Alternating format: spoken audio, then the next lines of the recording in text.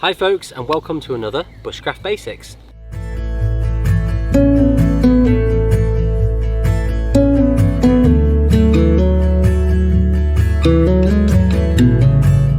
We're out at Chirk Castle running our Bushcraft Skills weekend, and some of the course participants are going to sleep out in natural shelters tonight. And we've got our lean-to just behind me here, but we've built a kennel shelter from scratch today, and I wanted to show you what we used to cover the kennel shelter, because we normally use bracken, but here we've had to be a bit more creative. So come and take a look at this. So as I mentioned, usually we use bundles of bracken, a bit like thatching on the top of our roofs of our natural shelters. But it's May now and the bracken is not that high, it's not mature enough yet, so we can't use it. So rather than be defeated, we have to be creative and we have to use the resources that are around us. And there's one species here, a tree in particular, that's going to work really well to do the same job as the bracken would normally do. So what we have behind me is a literal windfall for the bushcrafter. We've got a windblown spruce that's hung up in its neighbouring trees over here.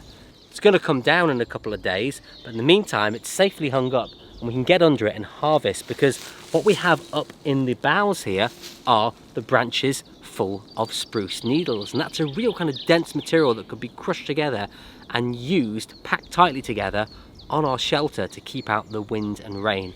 So let's go harvest some. It's a bit of a stretch, but there's some good stuff here. Nice. It's raining. So as you can see, we've already done a lot of work in covering this with its final layer of spruce. And there's a little bit of Scots pine that has snuck its way in as well. But as an alternative to bracken, it's going to work pretty well. I'm going to get some boughs here, and rather than just lay them on as they are, we're going to crush them as we go. And there you can see we start to get something much denser, a bit like the bundles of bracken we've used. It's really going to keep the weather out, and that can lay in just there like that. And you can see when it's tight up how that's going to work much better for keeping the weather out. Last ones. There we go, that's working nicely.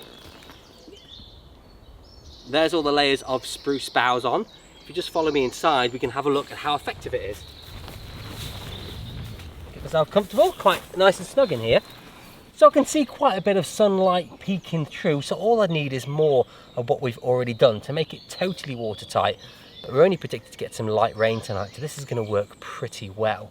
So a good alternative to bracken. And one of our students is going to try this out tonight and they'll let us know how effective it is. Well, I hope you found that inspiring, and we will see you again soon for another Bushcraft Basics.